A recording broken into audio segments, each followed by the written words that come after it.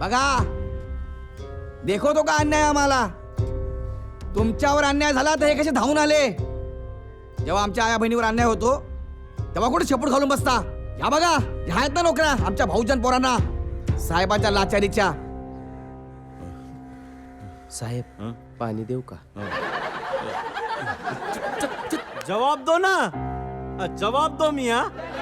ओ मिया, जवाब दो. थांबा साहेब, पाणी प्याच तुम्ही. आमच्याच बापानं खुलं करून दिलंय. पाणी प्या आणि त्या पाण्याला आता तरी जागा, नाहीतर आम्ही पाणी पाजू तुम्हाला. साहेब साहेब, एक मिनिट. तुम्ही तुमच्या भाषणात आत्ताचे प्रश्न उपस्थित केले, रास्त आहेत, एकदम एकदम योग्य आहेत. पण हेच प्रश्न तुम्ही तुमच्या मागच्या भाषणात सुद्धा पुन्हा पुन्हा उपस्थित केलेत.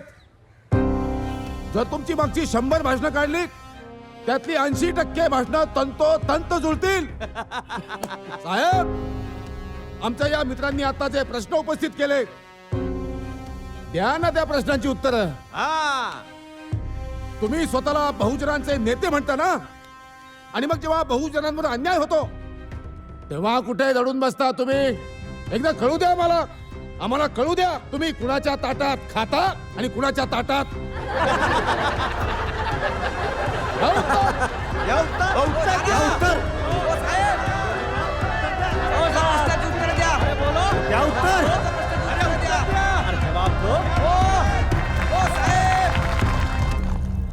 असेच यांना भरसभेत जाब विचारले पाहिजेत, तरच हे नेते जागेवरती येतील. हा सही आहे. बरोबर आहे तुमचं. आम्हाला बी लई बोलावंसं वाटत होतं, पण हिंमतच होत नव्हती बघा. या हरामखोरांनी स्वतःला राजकारणात विकले. यांना गुराढोरासारखी मरणारी माणसं दिसत नाहीत. यांच्या भरोशावर काही होणार नाही. अन्याय करणाऱ्याला सोडायचं नाही. आता तुमच्या रूपानं आम्हाला आशेचा किरण मिळालाय. दादा, तुमची एखादी संघटना असेल तर आम्हाला बी घ्या ना तुमच्यासोबत. नाही, आमची कुठली संघटना नाहीये. नाही, संघटना नसेल तर स्थापन करायला काय हरकत आहे? करू संघटना स्थापन.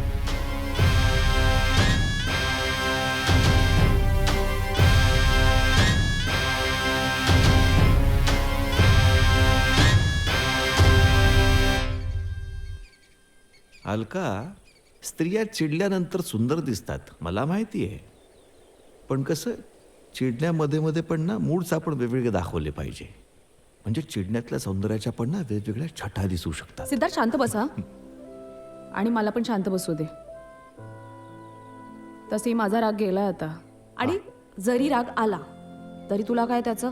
मला आहे ना त्याचं. मला घेणं देणं आहे त्या गोष्टीबद्दल. पण कसे ना, ते कालची सभा खूप महत्वाची होती. तुला तुझ्या समाजासाठी, लोकांच्यासाठी उभे राहत असताना कसलाच विचार येत नाही ना?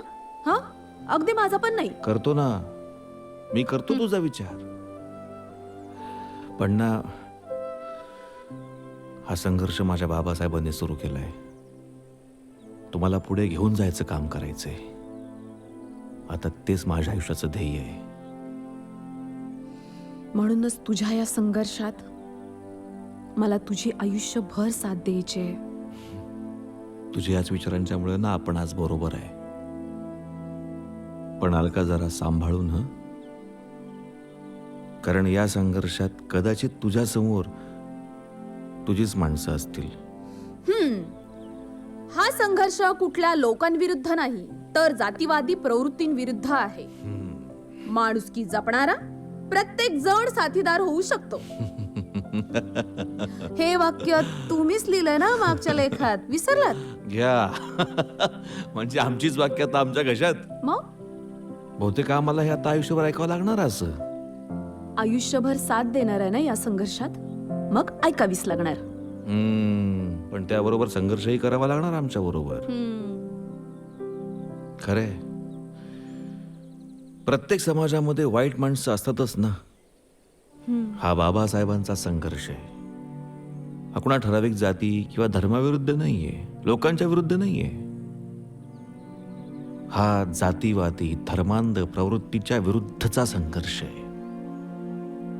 खरंय तुझं, पण हा संघर्ष अजून किती वर्ष चालणार?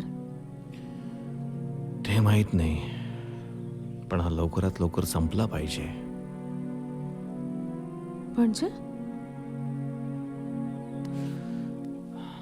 म्हणजे हा संघर्ष परवडणार आहे का मला? नाही, कधीच नाही. माझ्याकडे बघून बोल. कधीच नाही. तुला शपथ आहे माझी, माझ्याकडे बघून बोल. कधीच नाही. कधीच नाही. शपथ.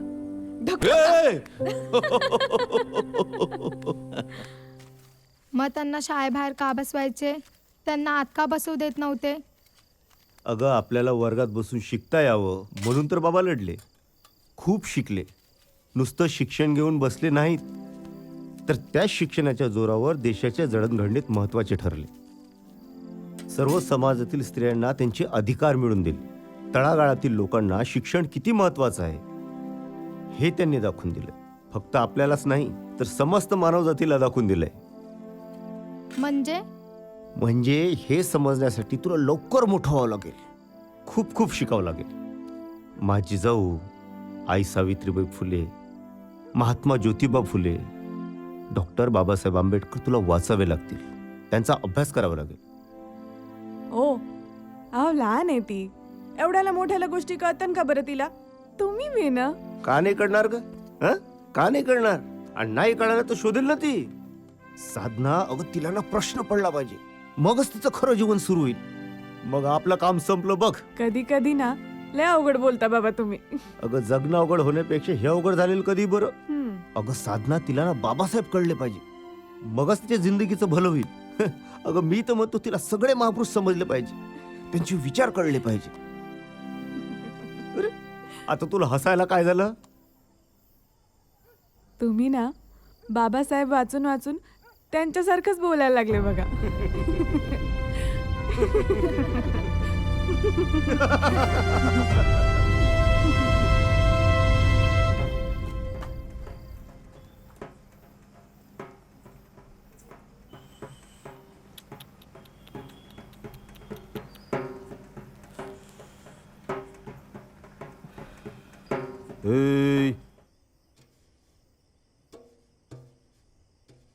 हे असले ना, हे हलग्या वाजून भीक मागायचे धंदे सोडा आता. पोटा पाण्याचं बघ काहीतरी. हा, अरे पहिले दिवस राहिले नाही आता.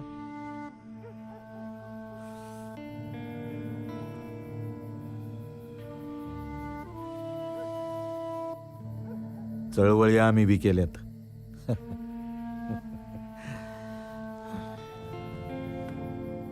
पार रागात पडूस तोवर मार खाल्लाय.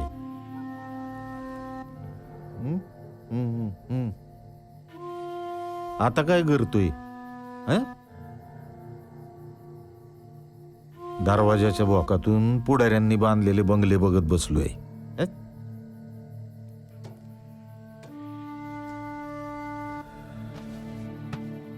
संध्याकाळच्या टायमाला एक गोट नरड्या खाली गेला का क्रांती झाल्यासारखी वाटते.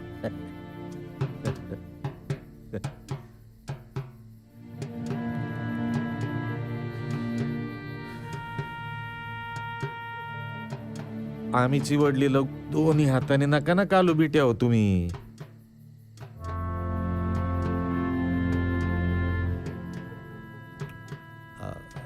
अरे इथं रस्त्यावरती असं बोंबलत गाणं म्हणण्यापेक्षा तिकडं ऑर्केस्ट्रात नाही तर सिनेमात जाऊन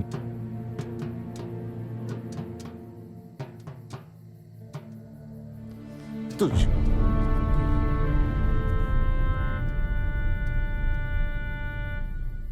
चळवळीत हे असले डापल्यानं हालगी वाजवणारे कवाच अंधारात वितळून गेले आणि आमच्यासारखे उरलेले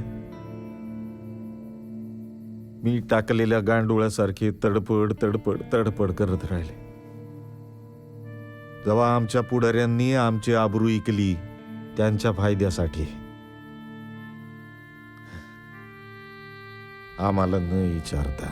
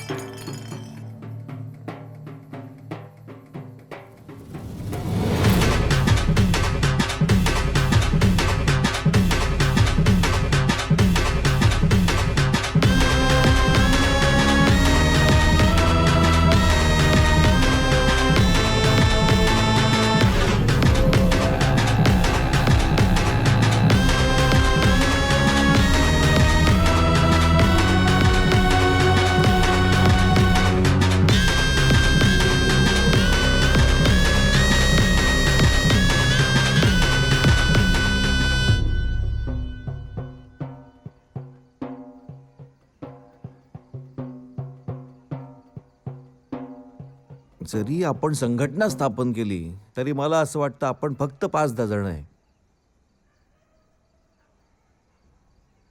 कार्य मोठं आहे. 5-10 लोकात काय करणार आहोत आपण? बाबासाहेब पण एकटेच होते, पण नंतर त्यांच्यासोबत सवर्णांपासून शोषित, दलित अशा सगळ्या गटातील सगळ्या समाजाची लोक एकत्र आली. अरे आपण 5 जण आहोत. तेव्हाची परिस्थिती वेगळी होती. आता लोकांना सामाजिक प्रश्नापेक्षा स्वतःच्या प्रश्नामध्ये जास्त इंटरेस्ट घ्यावा असा वाटतो. संघटनेबद्दल लोकांचं मत काय फारसं चांगलं उरलेलं नाहीये. मग ती कुठल्याही समाजाची का असेना. तू म्हणतोस ते बरोबर आहे, पण आपल्या हक्कांसाठी आपल्याला इतर समाजापेक्षा संघटन करून संघर्ष केल्याशिवाय दुसरा पर्याय आहे का? मला पटतंय. माझं म्हणणं हे, तुझं म्हणणं बरोबर आहे, पण आजही लोकांना त्यांच्या हक्काची जाणीव करून द्यावी लागते.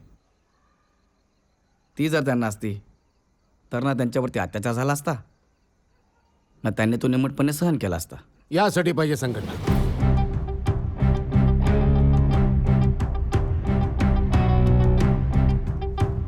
यासाठी पाहिजे संघटना. त्यांच्यावर होणाऱ्या अन्यायाला वाचा फोडण्यासाठी पाहिजे संघटना. हे काय मला कळत नाही असं वाटतंय का? माझ्या लेखात मी हेच मांडत असतो. माझं म्हणणं आहे, संघटना सुरू केली तर ती शेवटपर्यंत टिकली पाहिजे. फक्त टिकलीच नाही तर कार्यरत राहायला पाहिजे. यही चीज तेरे को लगता ना, हम सबके दिमाग में वहीच है. विचार करून तो प्रतिकार करणारच होतो आपण, पर आज जैसे को तैसे करना पडता. तरच आपली संघटना लोकांपर्यंत पोहोचेल आणि लोकांचा भरोसा आपल्यावर येईल ना. बरोबर. म्हणजे संघटना तळागाळापर्यंत पोहोचवायची. हो. राज्यभरात पसरली पाहिजे. हो. राज्यभरात पसरवायला पैसा तर खूप लागणार ना. करेक्ट. पैसा आहे कुठे पण आपल्याकडे. येईल ना, पैसा सुद्धा येईल. संघटना आपण स्वतःच्या स्वार्थासाठी नाही उभी करत आहोत, समाजासाठी करतो. आणि समाज करेल ना संघटनेला मोठं. लोकांना आपण क्रांतीची जाणीव करून देऊ. नुसत्या आपल्या लोकांना नाही, समाजातील प्रत्येक घटकाला आपण क्रांतीची जाणीव करून देऊ. येस, आपण जमेल तसं लोकांपर्यंत पोहोचू. त्यांना त्यांच्या हक्काची जाणीव करून देऊ. त्यांच्यातील माणूस जागा करू. मग ते स्वतः लढा उभा करतील आणि या संघर्षात सामील होतील. विद्रोहाची मशाल प्रत्येकाच्या मनात पेटवू. तळागाळातील कोणी का असेना, कुठल्याही समाजाचा का असेना, जो दलित शोषित तो आपला. प्रत्येकाला सोबत घेऊन निघू. सिद्धार्थ, जिथं ज्याचं बळ नाहीये ना, तिथं त्याचे हात मजबूत करू आपण. एकमेकाचा आधार बनून उभे राहू.